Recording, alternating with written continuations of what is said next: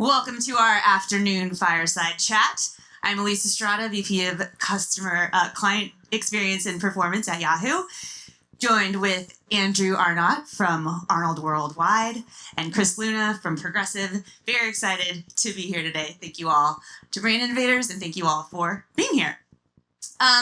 So today we're actually going to talk about emotional loyalty, and not necessarily as a buzzword, but as something that brands actually have to earn. And so we're going to dig into how it gets built, how decisions get made behind the scenes, and what it takes to show up in a way that feels human across a really fragmented media landscape. So I'm excited for this conversation because I sit with these two people who are at the intersection of strategy and execution every day. As I mentioned, Chris Luna leads media marketing and brand strategy at Progressive, where he's helping evolve the brand beyond pure acquisition toward more culturally resonant, emotionally meaningful work. And Andrew Arnot is managing director at Arnold, Progressive's agency of record, longtime agency of record, where he helps turn the strategy into creative ideas that show up consistently and authentically across platforms. So the first question that I have for you, Chris, is do you think emotional loyalty can be designed from the start, or does it come only from showing up consistently over time? I think it's actually a bit of both. I think you have to be authentic from the start, and really grab attention in a space that's really fragmented. But to be a premium brand, you have to show up over time.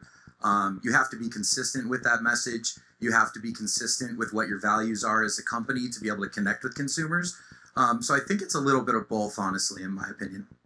Excellent. And Andrew, do you balance cultural insight and data when you're making decisions about emotional connections at Progressive? Definitely. And I think we talk a lot about who's the customer, what is the human insight. I think you look at Flo, Dr. Rick. Dr. Rick was born, I feel like the start was really focus groups and people talking about turning into their parents and put that into the creative process. And, that is a very human thing. I feel like the connection to insurance isn't necessarily like jump out at you, but growing up, insurance is a natural thing that you have to take on. And when that campaign launched, it was not Dr. Rick. It was parentomorphosis around young homeowners. And I think that's where we found something awesome in Dr. Rick and the added element he brings for breakthrough. But I think we wanted it to be long-term. We wanted to have the emotional connection, but it does take that consistency and showing up over time to really make it happen. Yeah, and I think that's really interesting because you have a cast of characters that are now pretty culturally relevant. People will recognize them. Flo, people dress up like her as Halloween. And so when you're thinking about all the different media channels and how really are you thinking about being able to show up emotionally in all of those different channels, and how different does that look? Yeah, absolutely. We try to stay consumer obsessed. And I think for me, a big thing is about where is the consumer? How can we speak to them authentically? And really, what is the utility of that channel? I think the utility of any given channel changes depending on who you're talking to, what age cohort, ethnicity, etc. So really leaning into the utility of that channel and making sure that overlaps with the creative inspiration, making sure that the message can pull through an authentic way. But for us, we try to stay consumer obsessed. Where is the consumer? Remain completely objective with that, let the insights drive us to where we're going, and then be subjective with the brand. Really safeguard the brand and make sure that we're coming through authentically in a really resonant way. So we really, really follow the consumer's lead. And that's a bit of a new thing for us. I think a lot of companies lean into business first. Where can I see return in my attribution versus where can I go engage consumer in the wild and really capture their attention in this fragmented environment. Yeah. Well, and working on a brand like Progressive is phenomenal because you have no shortage of impressions to work with. But I think that comes with a lot of responsibility. And so the creative teams, and we are often talking about, is this entertaining? We need to break through, but also because of the volume we're showing up at, we have a responsibility to make the work awesome. And I think that that's part of the reason we have so many campaigns, in part because we have such a huge volume. We want to make sure that consumers feel like that work is entertaining, and I feel like you can't do that at that volume with one campaign. To Andrew's point, we're very lucky with the scale of our business and the scale of our activation. I think we have the luxury of going short-term and long-term, and in the short term, we can really cover all channels. And where we get really selective and consumer obsessed is in the long-term brand building. That takes different shape. That's a 360 surround, is measured in multiple ways versus, purely looking at a really short conversion window. And I think one of the things that we talked about yesterday was really interesting is that before you guys actually put out any work, you show it to your employees to get their input. So tell me a little bit more about that. Yeah, absolutely. We have really strong core values at Progressive that everybody lives and breathes on a daily basis. And if the work doesn't align with those core values and we hear that back from our employees, our 70,000 employees, we take that very seriously. And we go back, revise, or even sometimes things fall off the plate and go away. So yeah, they like a lot of it, though. They like a lot of it. It's, we're very in tune with who we are and what we're trying to say when we go into development before anything launches. So yeah, and I think that having those brand values is very important. It's obviously shows up authentically. So when you think about like partners, whether that's agencies, creators, or other collaborators, what really matters most is you build that emotionally meaningful work. For us, it's really an overlap of values. I think when you get that overlap in the Venn diagram to a greater degree, the work comes through in such a more meaningful way. I loved what Mark was saying before we came up about getting more into the making versus pitching or buying ideas off the shelf. So I really love that concept. And I feel very fortunate to work with a brand like Progressive because I think they have such a strong sense of self. Chris referenced the core values, and I will tell you, they live it every day, and they really do take it to heart. The golden rule is a very big deal, and I think that in how they work and engage with partners, we feel very fortunate because that pays off in the work and how it shows up and what we're able to do together. Yeah, we have a build it, don't buy it mindset. And I think when we are able to start doing the making with partners, as Mark said, we start to build really meaningful things that are kind of first of their kind for our category, for the industry, for even the partner themselves. So we really like to challenge partners to be creative thinkers. We really like to get them deep in our brand and understand what we're trying to do over the next 2-3 years and where we've came from. So I think, again, going back to the making and tasking our creative partners, media partners with that and holding them to a really high standard, being transparent about what works and what doesn't and what's off the table immediately makes the work that much better. Yeah. And so, Andrew, you're out there meeting with all kinds of different companies, different opportunities. Like, how do you evaluate what you're actually going to bring to Progressive? Like, what makes... I think it's a combination of, Chris referenced being obsessed with the customer, really thinking about it from their perspective. I think having a lot of respect for the customer, but it's a mix of culture and commercial, like what is going to break through with consumers and what's going to help move the business.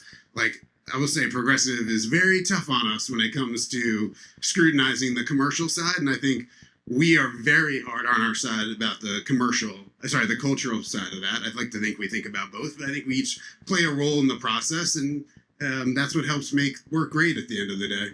We have a really great relationship with Arnold as well, and our marketing side, where sometimes we bring them ideas.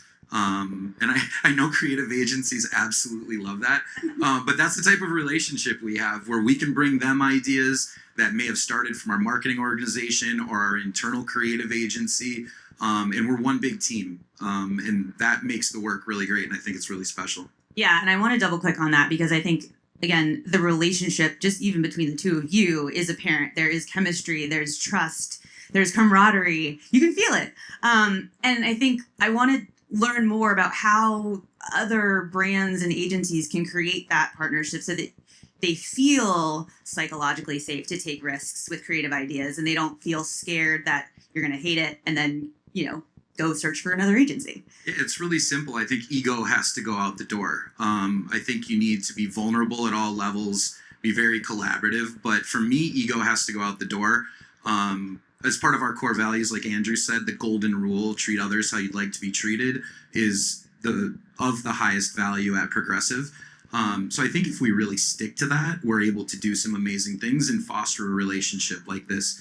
I've been at Progressive 2 years, and we've been able to develop a really, really strong relationship just in that time. So, well, and I think we feel very fortunate. There are not many agency-client relationships right now that are verging on almost 20 years, and I think that fundamentally changes the dynamic because we can really talk long-term, and the foundation for the relationship is there. And so that, like, folks were talking about trust and transparency. When you've been in a relationship that's that long, I think it's inherently people walk in and feel way more comfortable and safe, and that just carries through. And it's such a great story to be able to hear and have learned over the past 20 years. But like you said, there's not a lot of clients and agencies that have that relationship. So what advice do you have to kind of get that type of safety or that type of relationship going so that you aren't worried about getting up for review and you can just kind of feel confident that you're going to be together for the next 20 years?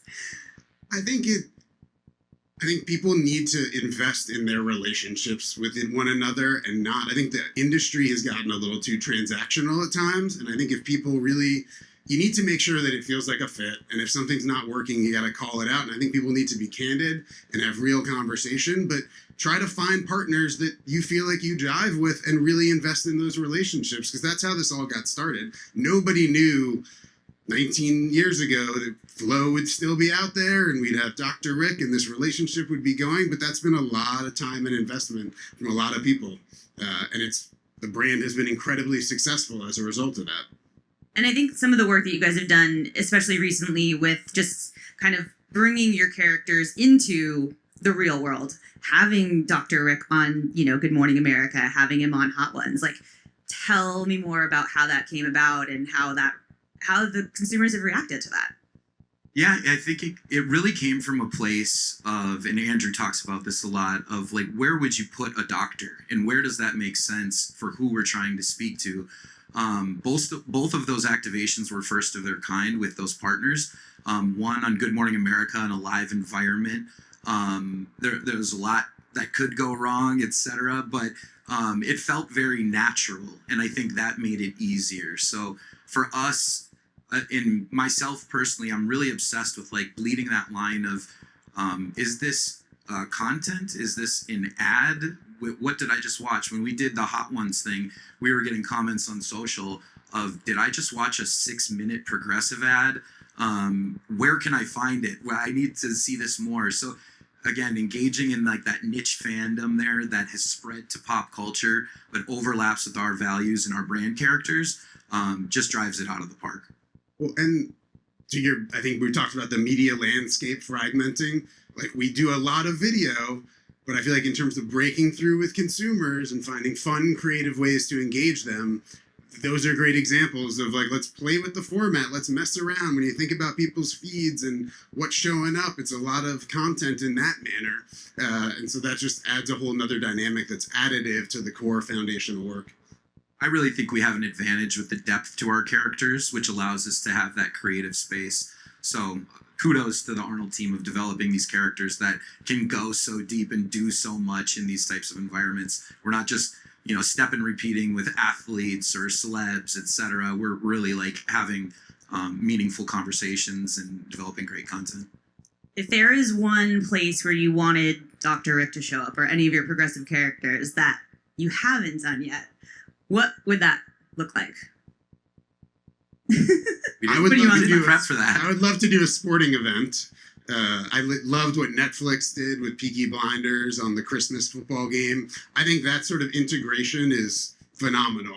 But that takes a lot of like customization. That's not turnkey stuff, but it gets noticed. And I saw that in multiple places beyond the game. Yeah, I think for me, I have a really big interest in integrating more into content that we love. Serial content, I think, we talked about like, what does Dr. Rick look like in the shrinking world on Apple TV? There's a lot of really, fruitful areas for us to be able to go there. So for me, I don't know if I have like a single property that I would name, but really, really trying to get into the content in a really relevant way where, whether it's, a fictitious character with real life people or in, episodic content. Love that.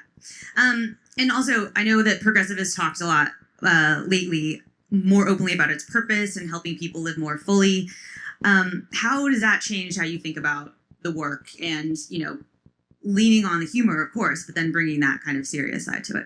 Yeah, purpose has been in our DNA for a really long time, and we've always activated on it, but never talked about it. So in the last 2 years, it's the first time that we've talked about purpose. And for us, in a world full of parody, brands that look and feel the same, it's a way for us to add another layer and another dimension to be able to stand out. So for us, there was a question at first: can purpose work drive the business results at the same time? Or are we kind of foregoing that portion just to be able to push this message? We all, as marketers, believe that it can drive the bottom of the funnel. And we were able to see that it does. When people see brands, again, that believe in the same things they do, can connect in a really emotional and authentic way, it just really drives it over the top. So it's a really exciting new area for us. Again, we've been able to broker some really great content partnerships there to lean on the equity of media partners that have already done that work. People know us, but they don't know us for that. So to be brought into that world has been really powerful for our business. We've been able to, in 2025, help over 100 families get into homes with down payment assistance. We give away cars to veterans. But again, we never talked about it in the past. We're a pretty humble company. So we just believe this is another dimension and layer to Progressive that can draw people in and drive the brand love that we're chasing. And so when you are kind of looking at the metrics and trying to understand the customer sentiment, if you have evolved over time to have a little bit more of like purpose-driven work, have you seen a shift in consumer perceptions or any of the ways that you guys are tracking that? Yeah, absolutely. We see jumps in preference, in addition to, the quoting results that we see. As we launched, the really deeper campaign in 2025 around purpose and housing specifically, we were able to see preference in Progressive jump leaps and bounds as we, really started to get the compounding effect of all the integrated channels that we're running and this messaging pulling through. That was really exciting in what felt like a year one of this type of effort. So, the preference thing, I think, for us is big.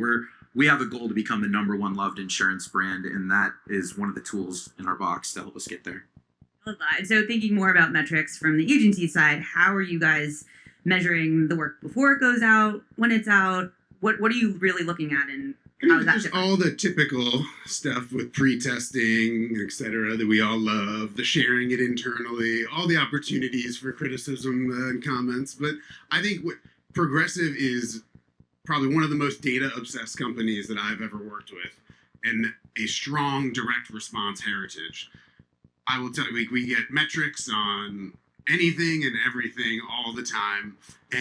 But I think what is somewhat refreshing and a benefit for us is that there's a longer lead purchase cycle for insurance. So I think it allows a little bit more brand building than a quick turn CPG category that helps us to think about how are we building the equity of the brand. I think that's just a category dynamic that plays to the benefit of the work inherently. But we look at it all, and I think for a company that's also very data obsessed, they're very good at saying, we don't know this. And they try to answer everything, but when they feel like they can't figure something out, they'll say, we just don't know, and we can't figure that out. And that's okay. It goes beyond metrics. It is the art and science of it all working together. Yeah. And so thinking about like kind of looking ahead with all the different technological advancements and such, what changes in technology or consumer behavior do you think will most shape how brands build emotional loyalty? I do think how the media landscape evolves and our ability to tell stories in different formats is what's going to be really interesting, and how we carry through the data of saying this audience is who we want to talk to. We know their passion points. We know when they are going to be buying insurance. Like, do they have toys? Are they bundling different things? I think the ability to target on that level and customize work is going to change how we think about that, in tandem with all the AI and efficiencies that you get from creating work. That's just going to make it turn around all that much faster. Yeah, I think the consumer change in how they find brands and find information, you're seeing the change from SEM to social search and AEO. You're going to have to show up in different ways in different places to be able to feed that engine. So for us, I think really rethinking about how do we pair the brand activations with our short-term activations to be able to show up in those places. We're never going to, give up the things that we did before that we know have worked and show efficiency. But for us, really making sure that LLMs can see us, making sure that they see the positive sentiment out in the wild around how consumers talk about us. That's really, really important. So for me, the biggest change is, with AI coming in and kind of disrupting the way people discover brands, we're going to have to really think about and make changes quick to make sure that we appear in those environments. Going to be marketing to the machine and the human separately and simultaneously. It's going to be a lot of fun. Yeah. But the machine doesn't have a heart. Yeah, I mean, I think it drives a lot of great opportunity, though, for brands to learn because, you see LLM scraping Reddit conversations from the last 5 years. So to be able to really engage in an authentic way there and be able to say downstream, it impacted conversion or whatever it may be, discoverability, that's really exciting. So I'm excited for what's to come.